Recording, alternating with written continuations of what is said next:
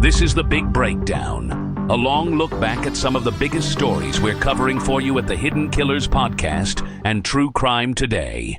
This is Hidden Killers with Tony Bruschi. Here now, Tony Bruschi. See something, say something. What were the early warning signs? How could Bryan Kohberger have been prevented? That's a great question because there were a lot of warning signs. There were a lot of social cues that this was not a man in his right mind. But what do you do when there's all the signs? You can't just go arrest somebody for being icky and weird. So what do you do? What do we do as a society for folks like this? Because we're seeing so many of them. We're seeing so many of them in the news where, everybody warned everybody. Parents were aware, families aware, friends aware, society is aware that this could potentially be a monster. Unless you're going to have somebody watching that person 24/7 or lock them away against their will, I don't know what you do. We're going to go through all of the stuff. All the warning signs of Bryan Kohberger that have just been revealed. I welcome your comments in the comment section on YouTube. If you're not there already, just search Hidden Killers with Tony Bruschi and press subscribe as well. Because there's a lot. There's a lot of weirdness to Kohberger, a lot of uncomfortable, a lot of this guy is going to do some horrible stuff. But we don't arrest people. We don't stop people for crimes that we think they might commit, and that's a good thing. We don't want to live in a society like that. But what do we do with folks like this? He walked into Pullman in late August, like any other first-year doctoral student. New backpack, new building, that mix of ambition and nerves you can smell on a grad student in the first week. If you don't know any better, you'd think Bryan Kohberger was just another criminology kid trying to make his way. But inside that department, the temperature shifted almost immediately.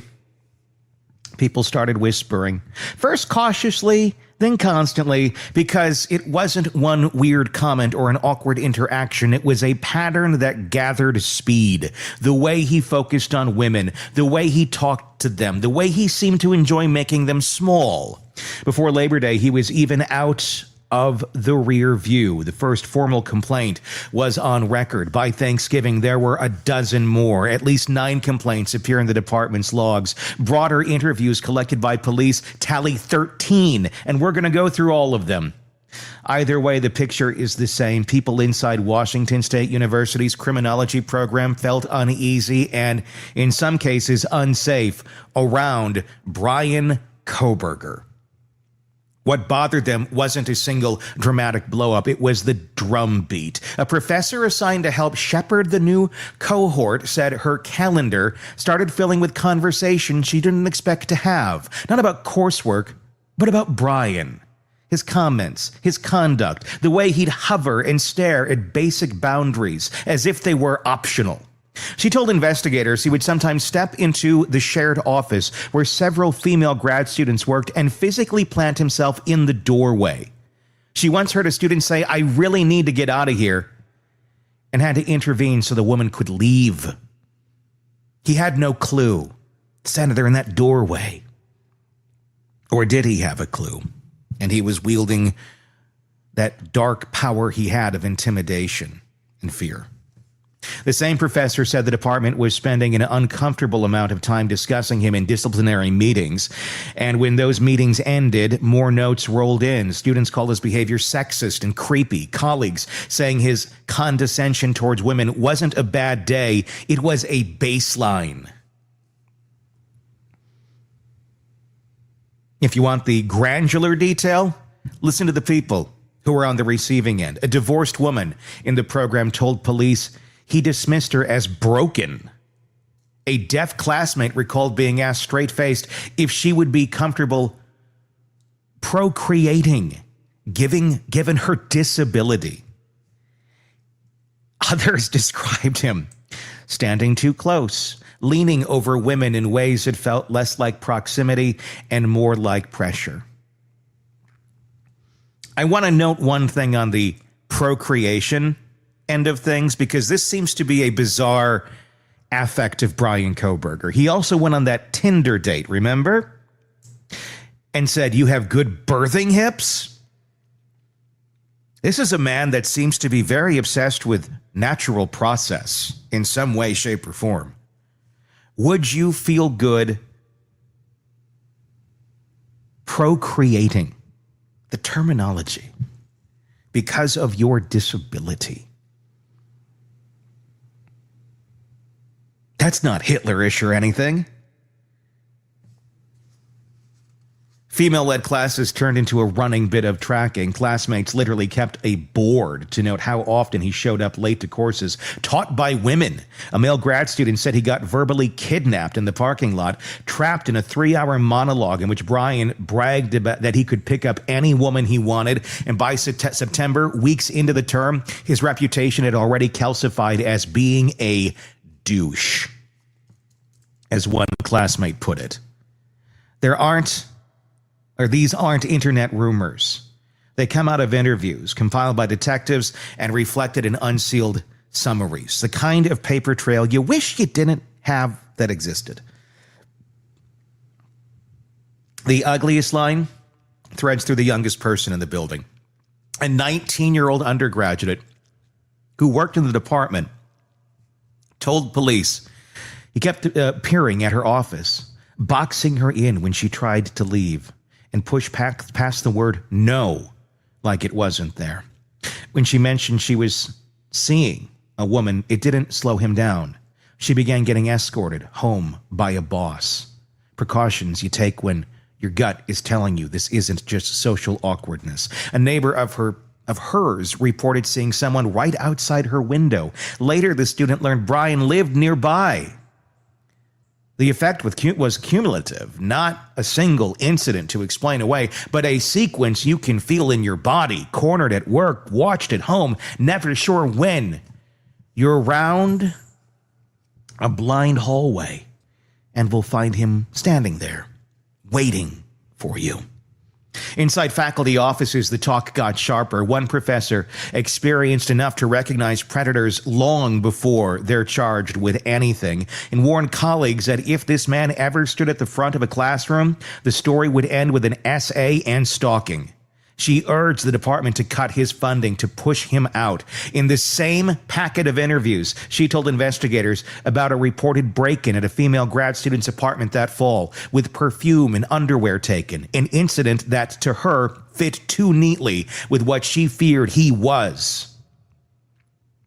In the graduate halls, people traded a phrase that seemed to relish sexual burglary. His self-described research interest. Was it a detached academic label, sexual burglary? Or a window into fantasy?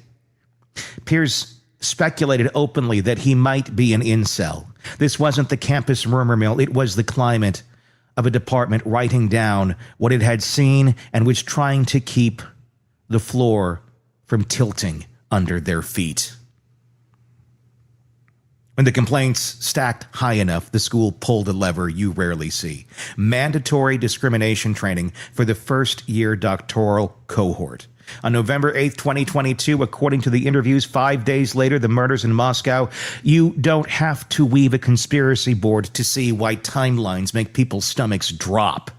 The same students who had been told to sit through a training because of his comments now watched news alerts about 4 young lives slashed from a neighboring campus. Then they watched him walk back into their classroom. That's a moment that tends to freeze people in their retelling. The way he looked when he returned from Thanksgiving break. Injuries. These are not rumors. Specific descriptions. A classmate sitting 3 feet away clocked bruised knuckles, a wash of redness halfway up the back of his left hand, and a distinct cut on his ring finger. Another student used the phrase cat scratch cuts to describe what she saw on his hands. Others saw wounds on his knuckles and thought he looked like a man who'd been hitting something. He gave different explanations to different people: boxing, an indoor accident, a car crash. And he started wearing a puffy jacket in classes like he'd suddenly gotten cold. That detail sticks because it reads like a person trying to hide the map of what happened across his forearms. The signs were there.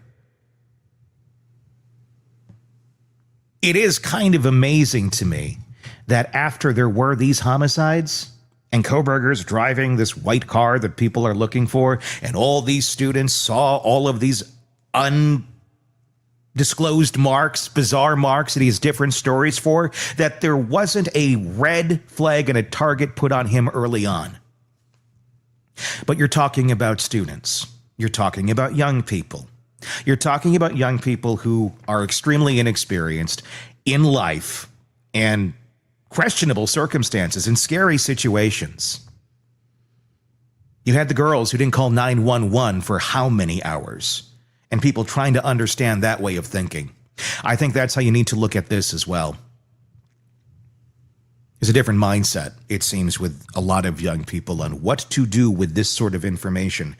And unfortunately, it leads to social media and it leads to telling friends. It does not always lead to telling the people who can do something. But even if you did do something, even if you said something, see something, say something, like we're always told to do, maybe these young people have had enough of doing that and being ignored that it means absolutely nothing anymore to them because it never meant jack shit to them throughout their entire existence.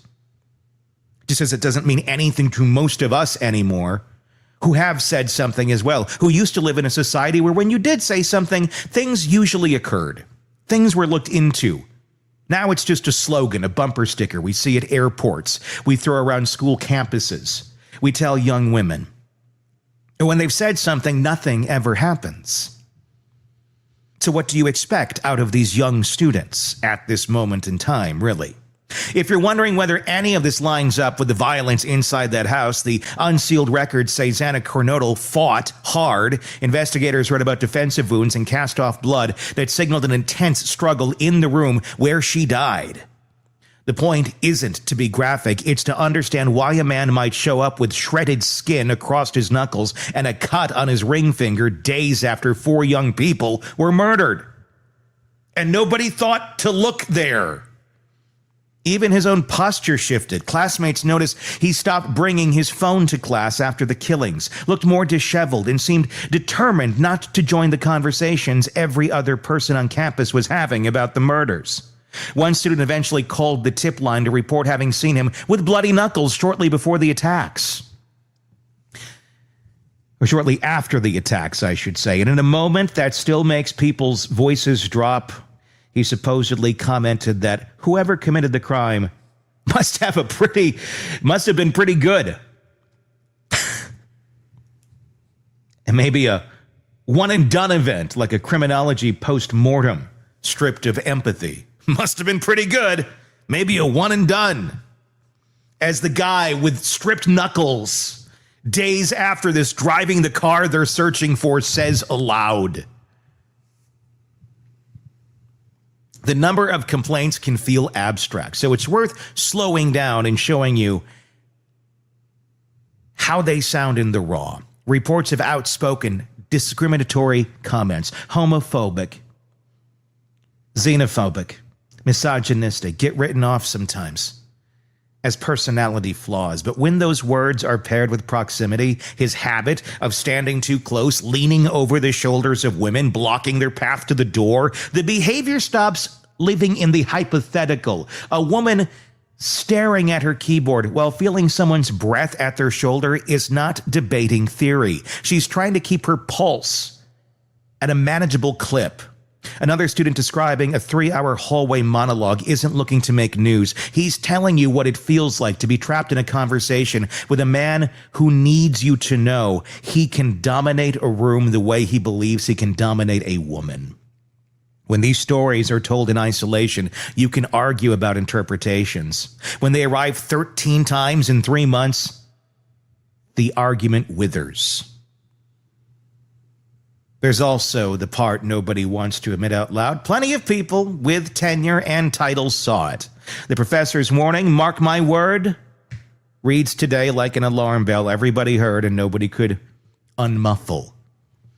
She said plainly, in a few years, with a doctorate and a classroom, he'd be the kind of teacher who gets exposed for essay and stalking. And it didn't take a few years. You can chalk that up to hindsight if it makes you feel better, but her words were on paper weeks before the murders. She even urged a concrete step, cutting his funding, getting him out, close the door, which they eventually did.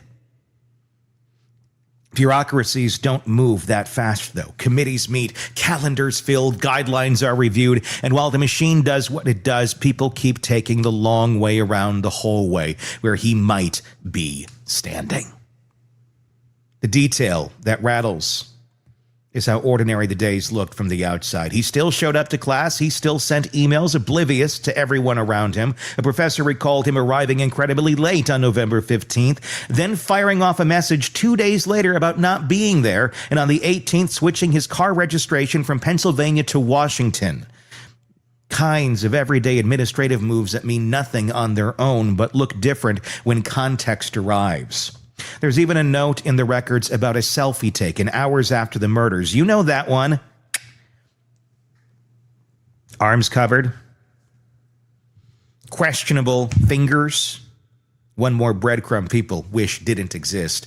Stack that next to a puffy jacket and the raw knuckles, and it stops feeling like coincidence. It reads like a man trying to cover a map. Students remember he changed after the killings in ways that feel obvious once you've seen someone cross a line. The phone line, or the phone left behind, the careful avoidance of case chatter, the disheveled look that says sleep is an issue, the offhand clinical compliments about a killer's skill as if this were a paper to grade, not a house ripped open with a knife and fellow students massacred. At least one student tied what she seemed to a call to police, the bloody knuckles, the vibe of someone who'd been fighting with drywall or something harder.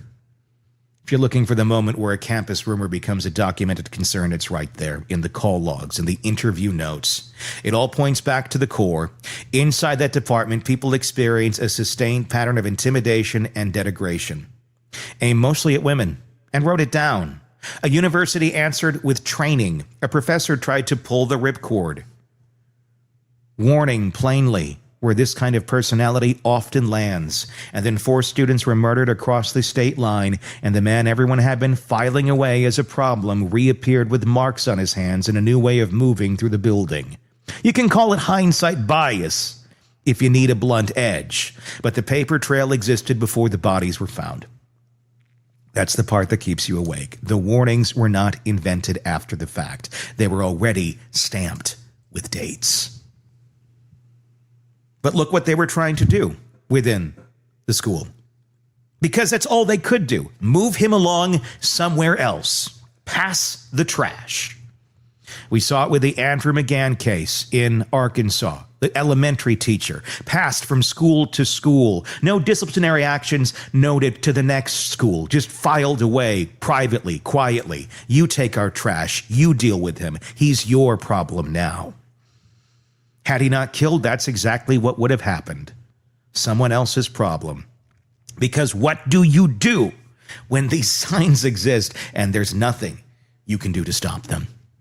There's a point in every retelling where people ask if anyone could have stopped it. It's a fair question, and it sits heavy because there isn't a clean answer. Universities aren't criminal courts. They run on committees and codes of conduct, not probable cause. You can sanction speech, coach a student, require a training session. You can't predict a massacre. But what the record shows is a department trying to hold a line with the tools it had, while a specific man tested how far he could lean over that line without being thrown out. And when you strip away the legal language, the psychology buzzwords, the academic brand names, the story reads like a simple human calculus.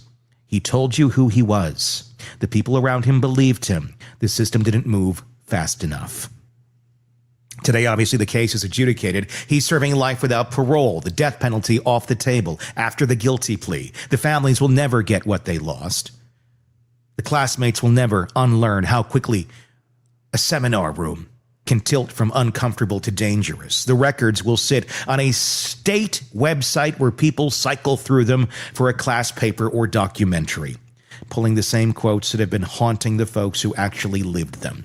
If there's any use left in this story, it's the way it clarifies the stakes. When a swarm of small harms collects around a single person, demanding attention with demeaning comments, doorways blocked, a teenager escorted home, a professor saying, "Mark my word, it isn't overreacting to take it seriously." Sometimes a pattern is more than attitude. Sometimes it's a roadmap with the ending already penciled in. The Bryan Kohberger complaint letters. That's what we are digging into today. Welcome, everyone. We knew it would happen. I didn't think we'd expect it, I don't know, quite this fast or quite this detached from reality of where he is and what he's experiencing. And I guess the level of discomfort, the bar is pretty low for Kohberger. He goes from complaining about people saying that, well, the only we're going to be eating is Kohbergers, to complaining that he's not getting a full balanced meal in prison because when items are not available, he's not getting a replacement item, and he'd like that to be addressed. We're going to go through all of these letters, but let's begin with the first one. It goes back to July 30th, 2025, just one day after being moved to Idaho's maximum security institution. Bryan Kohberger put pen to paper and filed his very first prison grievance. He'd barely spent 24 hours on J Block before deciding he'd have enough. Oh, poor Bryan. It's not working out so well so far now, is it? So let's take a look at the initial letter. And this is, if you're watching us on YouTube, this is the letter. There's two more we're going to go through after this. This is the letter with the response.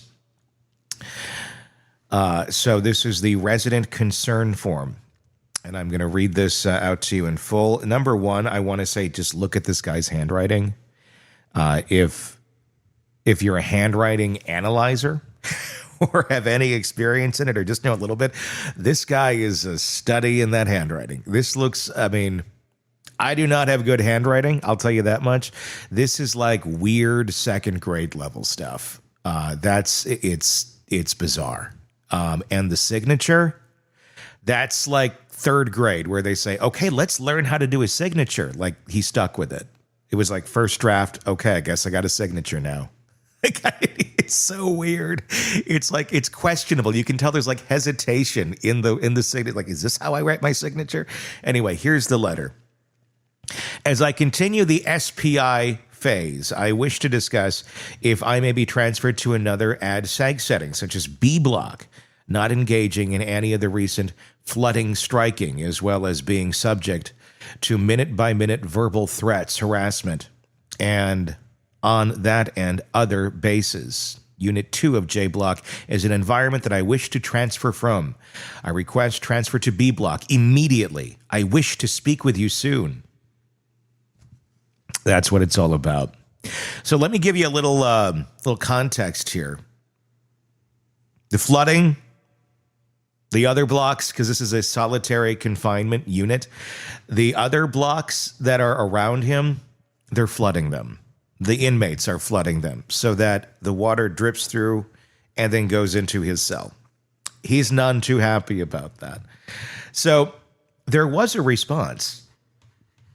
I should note that before we go into the next letter. Let's take a look at that real quick. The response to this. I'm going to bring it up here so you guys can see it a little bit better. Mr. Kohberger, on any tier at MSI, there are sometimes disruptions to operations, such as residents flooding on J2. It is a relatively rare occurrence, and J2 is generally a fairly calm and quieter tier. I do not think that B Block would be any better for you. Give it some time. And then the captain signed it on August 1st.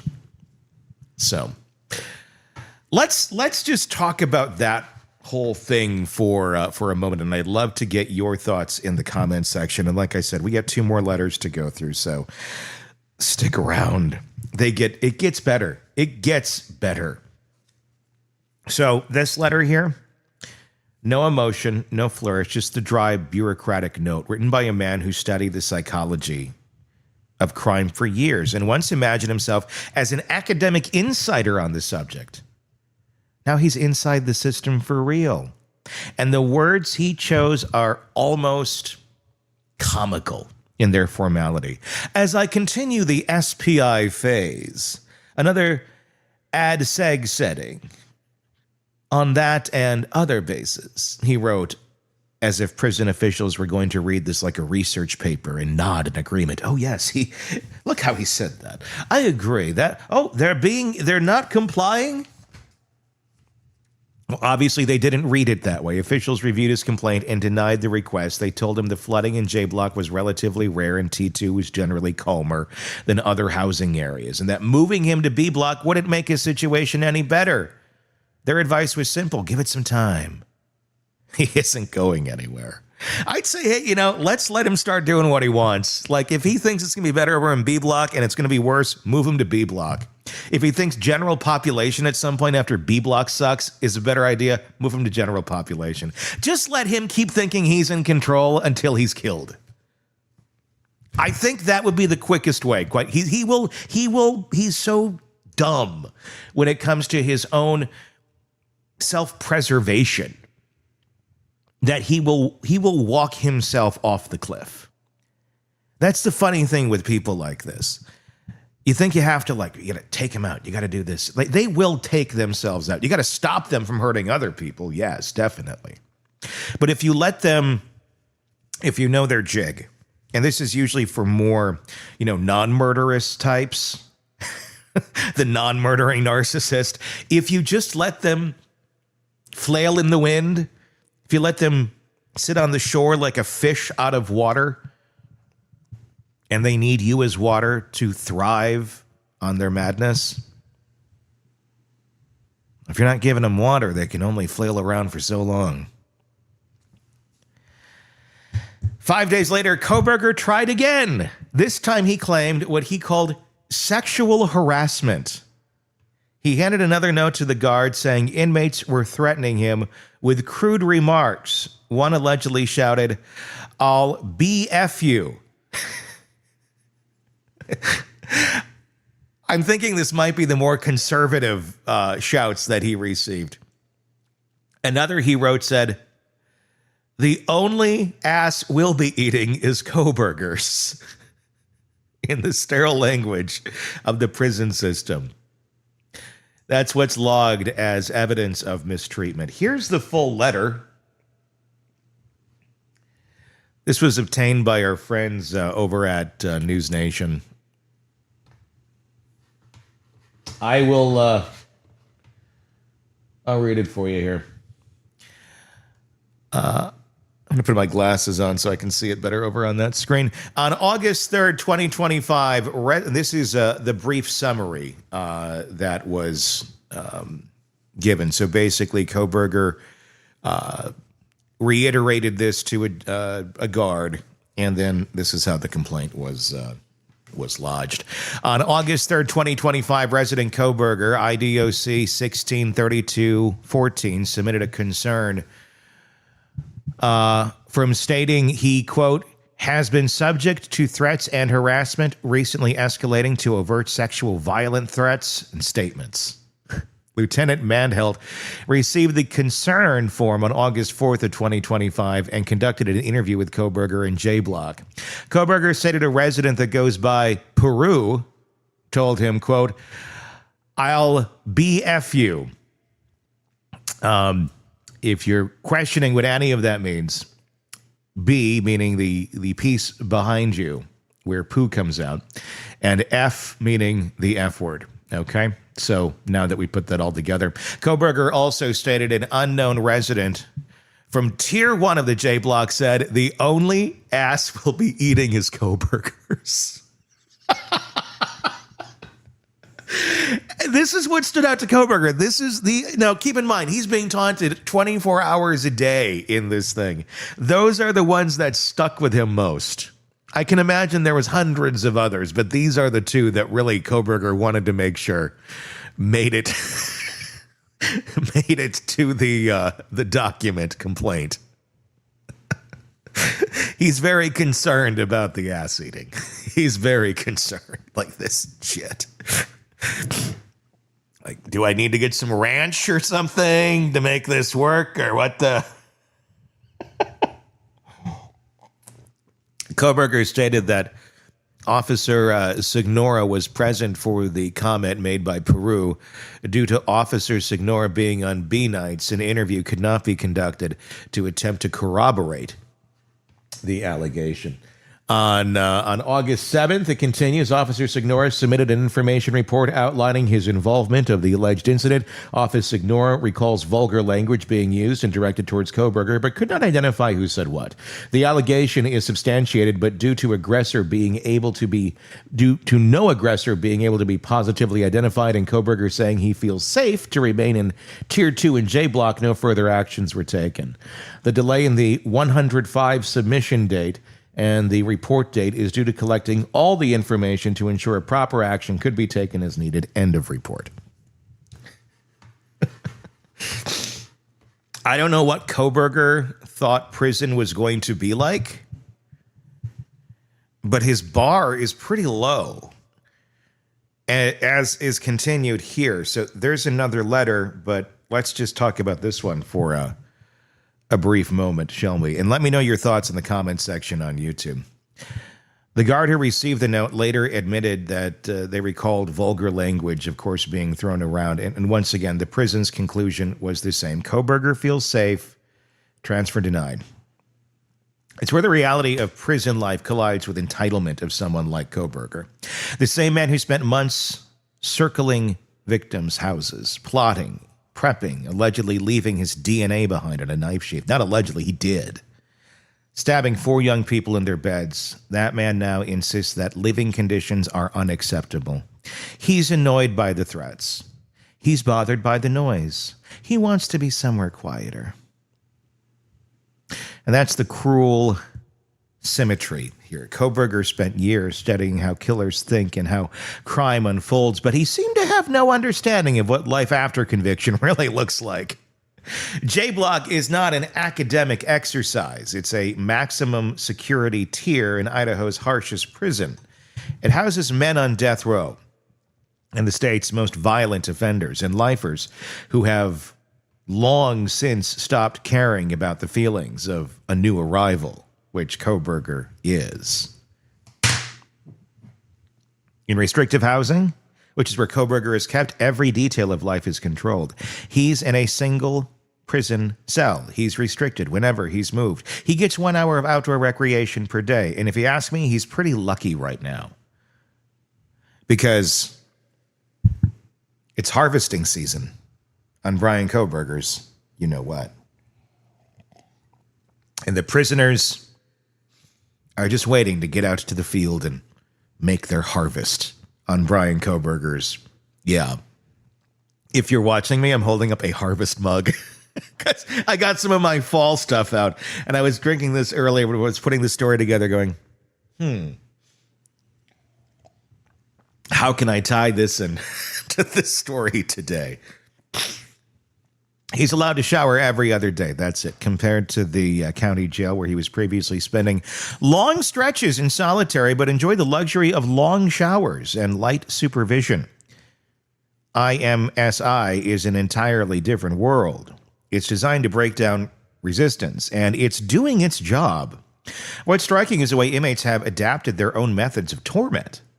And I got to say, the ingenuity, guys, very good. If we could harness the ingenuity of our prison system, of the people who are in there, the people who could use their minds, their ingenuity for something good while serving the time for something bad that they did, it could be a great resource. It can also be a great punishment for Bryan Kohberger that is going to be far worse than the death penalty. Reports say they've been taunting him through the ventilation system. You can picture it, disembodied voices drafting and drifting through metal ducts into his cell at all hours, mocking him, threatening him, erasing the little scraps of peace solitary is supposed to provide. Guards confirm that, yes, vulgar language is being directed at him, but as long as it doesn't turn into physical assault, which it physically can't at this moment in time, it isn't enough to warrant a move. The prison's job isn't to make Bryan Kohberger comfortable. It's to keep him alive, contained, and serving his sentence. That's a kind of bitter irony to all of this. The families of Kaylee Gonzalez, Madison Mogan, Xander Kernodle, and Ethan Chapin, the 4 University of Idaho students Kohberger murdered in November 22, don't get the luxury of filing a complaint when their grief becomes unbearable.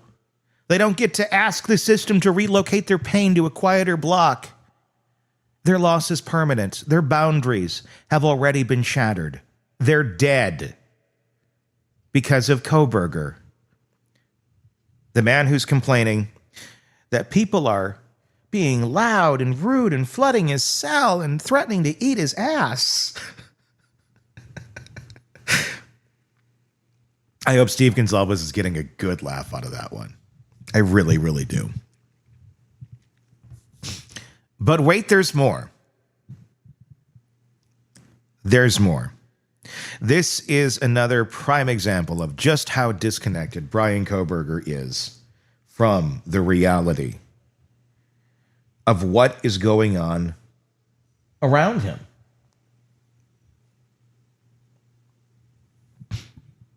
He's complaining about lunch. He's complaining about dinner. He's complaining about things that, sorry, that's how prison works. Here's his other complaint letter for us to go through. Again, look at the handwriting. It's and it's the same signature too. It's the same weird, I did this in second grade signature and I stuck with it. This one, this complaint letter reads, I have on several occasions not received all items on food on my tray. All items of food on my tray.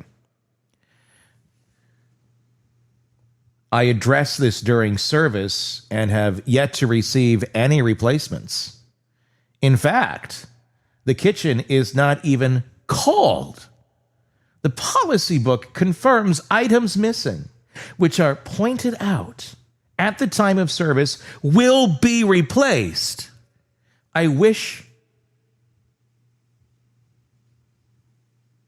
to, I'm trying to read this because his handwriting is horrible.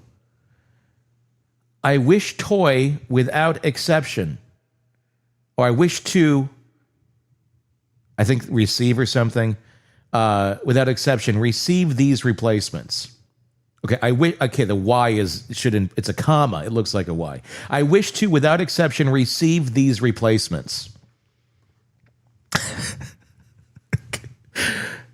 Then I have tried to solve the problem informally by, and this is where they fill it out, addressing the issue with staff at the time of meal service. And then this is part of the form. I suggest the following solution to the problem. And this is him. I wish for the items to be called for and items replaced when this occurs. The nutritional standard is not being upheld unless I receive my full tray. And then you got Brian's little, his, weird cryptic signature there. Oh, Brian. Oh, Brian, keep complaining. You keep giving us lovely content. And this lovely content is continuing to be, your complaints are not quietly going, obviously, to management there at the prison system. They're coming out to everyone, and then they're going back to the prisoners. The ones you're naming by name. Oh, this is going to work out great. This is going to work out great. Yeah. They're hungry, Brian, and it's harvest season.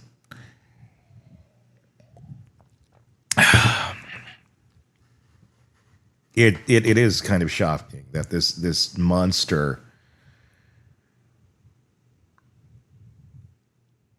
thinks that he's entitled to some sort of treatment. You can't wrap your mind around it. I think at the end of the day, that's the problem. You can't wrap your mind about what he did, and you can't wrap your mind about what he's thinking was sending these things, because his brain does not work like a normal person. This is Hidden Killers with Tony Bruschi. Here now, Tony Bruschi. It's one thing for a murder suspect to have a close relationship with their parents. It's another to place 3 hours of phone calls to your mother within moments of butchering 4 people. But that's exactly what we've just learned about Bryan Kohberger. Newly unsealed records don't just confirm the calls we've already heard rumors about. They put timestamps, durations, and frequency to them. A 36-minute call not long after returning home to Pullman. A 54-minute call later that morning while he was driving back towards the crime scene. More calls throughout the day, all adding up to more than 3 hours of contact with one person. Mommy. We're not here to demonize a parent for answering the phone. Not at all. But what does this pattern tell us about Bryan Kohberger? Is it just habit, the way some people text their spouse or parent every day? Or is it something more calculated or more desperate? Was he seeking comfort, trying to normalize his day after doing something horrifying? Or was this part of a subconscious need to be validated, to hear the one voice that would never challenge him? And then there's the way he referred to them. Mother, father, not mom or dad in his phone contacts, in his messages and conversations. On one occasion, he texted his mother, "Father, why is mother not answering the phone?" It's such a clinical, formal way to speak about the 2 people closest to you. It borders on theatrical. Some might say Norman Bates-esque. Is this an intentional affectation? A reflection or emotional distance? Or a symptom of a mind that lives in labels rather than relationships? Former FBI Special Agent and Chief of the Counterintelligence Behavioral Analysis Program, Robin Dreeke, joining us. He spent years dissecting the behaviors of manipulators, spies, and predators. Today, we're breaking down what those calls to mother in timing, tone, and frequency could reveal about Bryan Kohberger's psychology in the hours after the murders.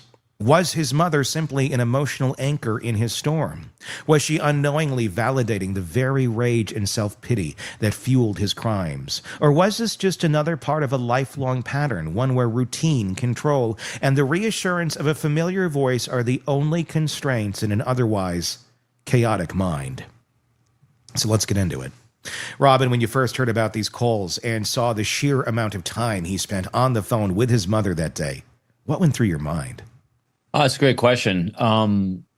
My first impression was, of course.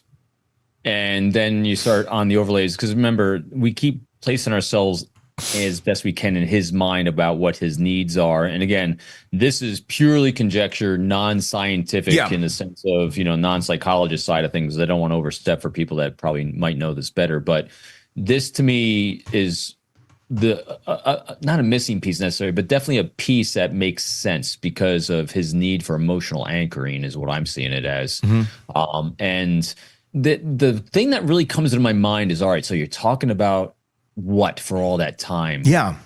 And so here's what I'm thinking.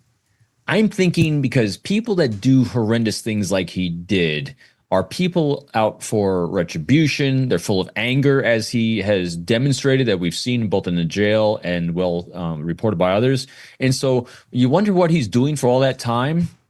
I think he's doing nothing but bitching, moaning, and complaining about how he's a victim to his mother, and his mother is validating the living hell out of him. I talking about reps. I think she has reps of listening to crazy for a lot of years. And does she see it as crazy? I mean, this is her son. This is little Bryan. Obviously they know, or they seem to know that Bryan's a little different. They They've spoken to that. The father has talked about that, has talked about trying to get him to be friends with a neighbor when he drops him off in Washington, and like, hey, he's a little shy, a little different, take him, be friends.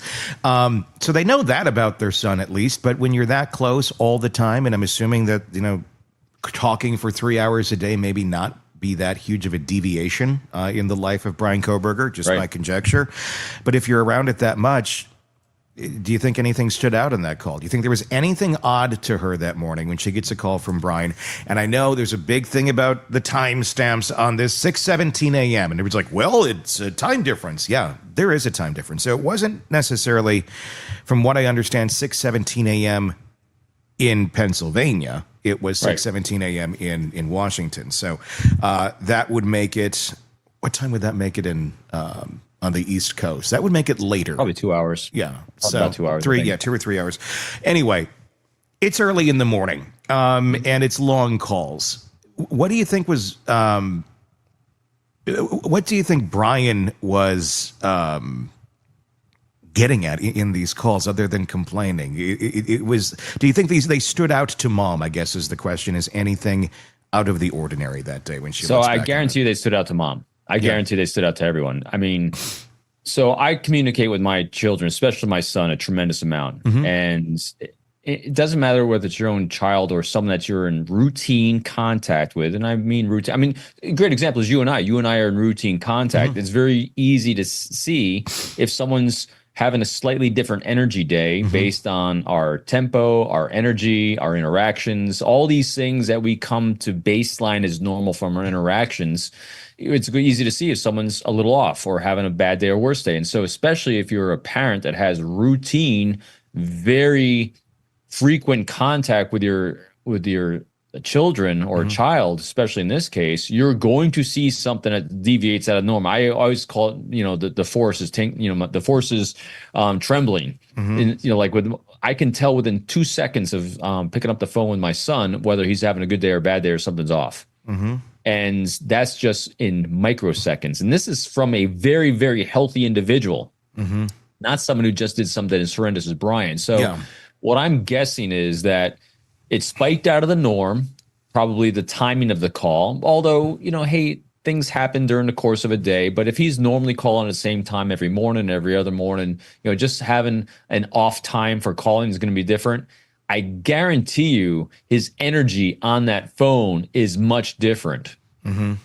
My conjecture is because they're seeing the event that kind of became the straw that broke the camel's back in his mind, which he was planning this for a long time, but it looked like he, based on the horrendous reports we're getting of the children that were mutilated by him, it was a rage, and we know he's got rage issues, and it was a lot. I'm guessing that what had happened with the university threw him into a fit of rage, and so if I was thinking I'm Bryan Kohberger, trying to hide it, because I don't think he's going to share with his mom, who's his emotional stability. He doesn't want to rock that only anchor emotionally he has, yet anyway.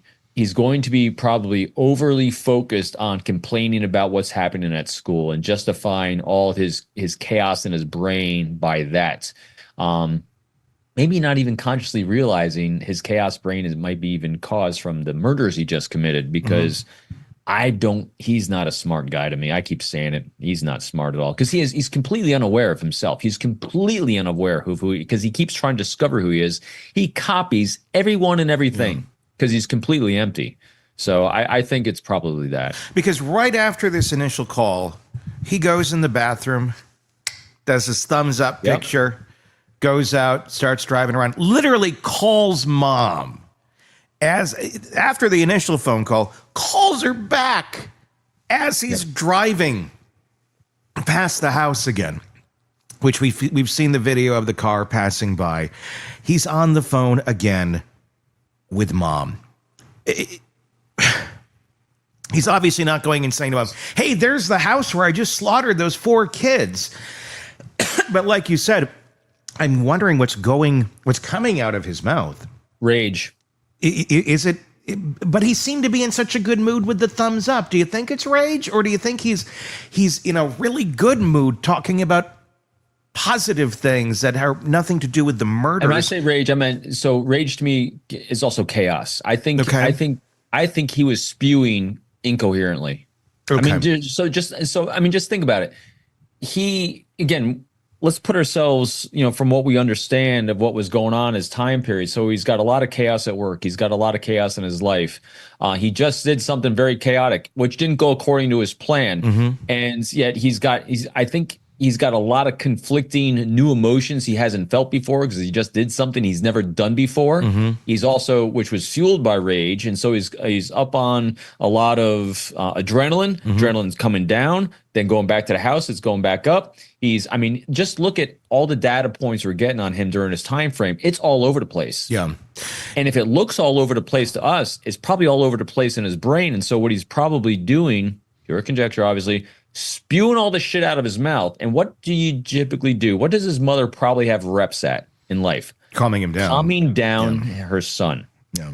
So she might not have even been hearing the content as much as she was just trying to get him to calm down, be safe, stop driving around if she knew he was driving, get back home. So again, when you're kind of throwing it into the situation itself without judging it, just trying to understand it, that seems to make sense that his brain was, because otherwise, if he was thinking and mirroring what he had studied from these other serial killers or mass murderers, because again, he's not technically a serial killer.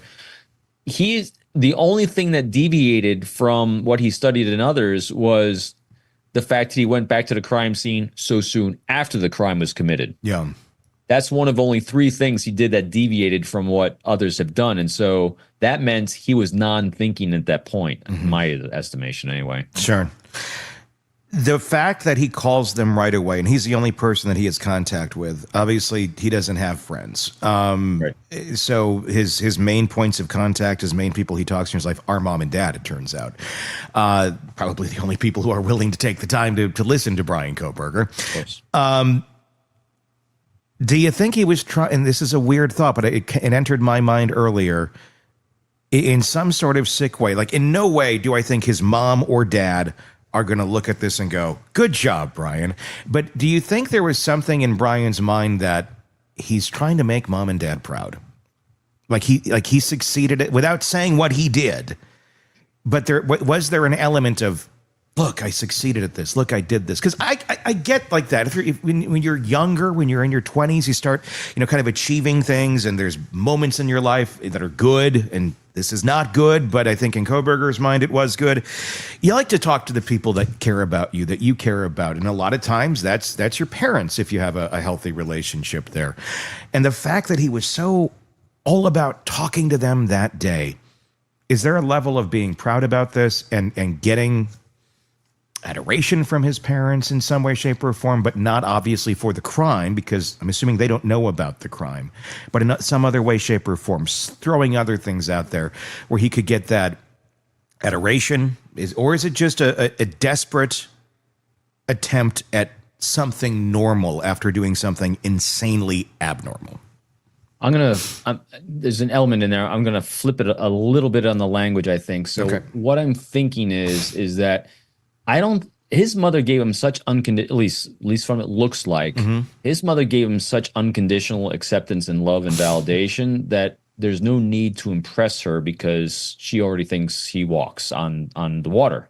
Potentially, because again, we don't know, from the frequency of contact. So I don't think it was done to try to seek approval or impress his parents in any way, because he did all he did for himself and to be grandiose in others' eyes. I go back to the Ramsland idea on this, is that, he wants to be studied, he wants to be notable, he wants to be notorious, whether they knew exactly who he was or just as this image of someone to someone like Ramsland, who he respected. So I think from the unrealistic hope that I think people have in situations like this, without saying, hey, look what I did, because that's not right, he can't do that, is that because of the amount of bitching, moaning, and complaining he was doing, he's seeking to hear his mother help him rationalize that, oh, well, it would make sense, listen to all this, that these people would deserve to die. So I think he's hoping to hear someone the only person that understands and accepts him non-judgmentally, help him rationalize the horrendous things he just did without him having to ask for it. Yeah. So he's hoping. I'm like, why keep calling otherwise? Besides venting, we see this in people in our lives. So we want people to rationalize our behavior for us so we can accept it. So they accept us. I mean, as much as cold and callous as Kohberger is, it feels like mom and dad are the security blanket in some way, shape, or form to him. And just the familiarity of speaking to them in his chaotic mind, maybe that presents some sort of calm or peace. It is. It's routine. Routine makes us safe. Yep. You know, especially, you know, my wife's a teacher and they just went back to school, and some of the things that, and your daughter too just went back. Yeah. And at every age, but especially at a younger age, or especially if our minds are not developing as fast as the people around us, and I think Kohberger is part of this, is that one of the things that helps us feel safe is routine. Mm-hmm. And if part of that routine is a call home, it's why he kept doing it in jail. It's why people, I've watched a lot of these videos of people that are former prisoners, you know, former inmates, you know, the things that make people and inmates feel safe in jail is the daily routine. You start screwing with a routine, man, and people go bonkers on you. Yeah. Because routine helps us feel safe. And so I think part of his routine was not just the unconditional validation he's getting from his mother, but the routine of talking to his mother. I mean, my kids do it with me too. I mean, the routine of texting, you know, my kids of when and how, and, you know, it allows us both to feel safe and comfortable. Mm-hmm. And so I think that's part of what he was looking for. The verbiage that Kohberger used when talking about his parents is rather interesting. Mm-hmm. Mother, father. Very, very formal. Some may say Norman Batesy. That's what I got out of it right away. But that's how they were labeled in his phone. Mother, father. And then a text to his dad. Why? I'm just paraphrasing. I don't have the exact text in front of me. But it's something to the effect of, Father, why is mother not answering the phone? There's a lot to unpack. I mean, me and my daughter joke like that. Like, I'll pick her up from school like, hello, daughter. Hello, father. How was your day? But it's in jest. Very Wednesday Addams. Yes, we're making fun of it's satire of anyone who would talk like that. But this is real. This is how he communicates. This is how he refers to them. Your thoughts on that, behavioral genius? Empty shell. Yeah. When you're an empty shell without emotion and without empathy, you resolve to the labels and meanings that are descriptive. Yeah. That's it. And it's remember, there's when thinking of Kohberger, so many times people are really overthinking this guy. He is so completely empty. Yeah. That's why I was talking about this the other day. I think it's probably with you. So all we do is talk about this guy. You know, he is so devoid of absolutely everything that there's nothing there but what society puts into it, or what he's choosing for society that he takes from it. And so a label of mother and father, well, that's the label. That's what they are. They're mother and father. So I'm going to call them mother and father, unless I'm trying to mimic and mirror something else that's more appropriate in the situation. Because we've seen and heard from other people, at times he can be very charming. Well, that was a script he rehearsed in that time period. Mm-hmm. If you catch him off guard in a situation that he doesn't have a script for, that he hasn't studied someone for, he has no idea what to do.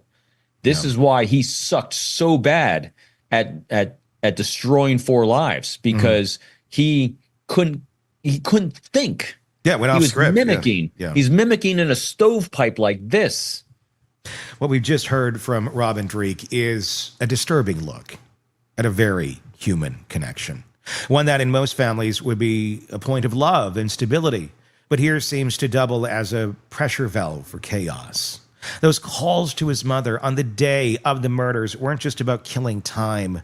They may have been about maintaining routine, about keeping that one unshakable relationship alive so he could feel tethered to something normal after doing something profoundly abnormal. They may have also been about fishing for validation, feeding her complaints and self-pity until she unknowingly gave him the emotional absolution that he wanted. And then there's the whole mother and father language. On its own, sure, some people are just formal. But paired with everything else we know, it feels clinical, detached. Like he's labeling furniture rather than referring to people who raised him.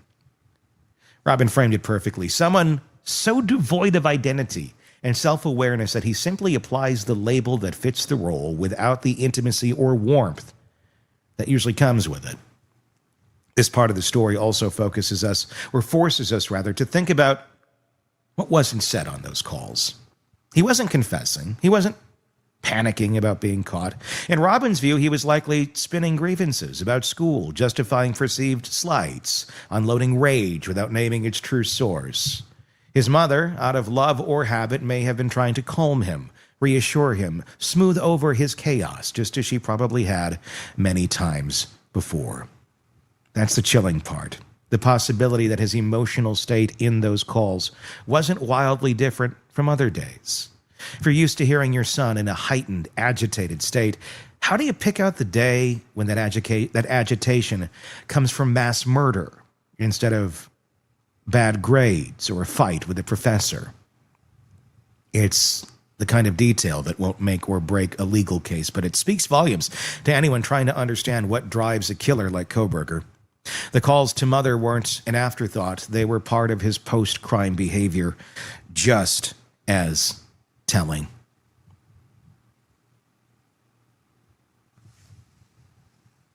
In their own way, as wiping down a car or bagging up trash. They show us who he turns to, how he manages his emotions, and perhaps how he keeps his self-image intact. Coming up in our conversation, we're going to move to the emotional anchors, to obsessive research. It's Christmas Day. And while his family celebrates, Bryan Kohberger is driving deep into the histories of more than 20 serial killers. On Christmas Day, what was he looking for and why? We're going to dive into that with Robin Dreek. Press subscribe so you don't miss that part of the conversation. And let us know your thoughts so far in the comment section on YouTube. If you're not there already, search Hidden Killers with Tony Bruschi and press subscribe and comment. Do the same thing wherever you get podcasts. Press subscribe and search Hidden Killers with Tony Bruschi. Until next time, I am Tony Bruschi, and we'll talk again real soon. Want more on this case and others? Then press subscribe now and don't miss a moment of true crime coverage from Tony Bruschi and the Hidden Killers podcast.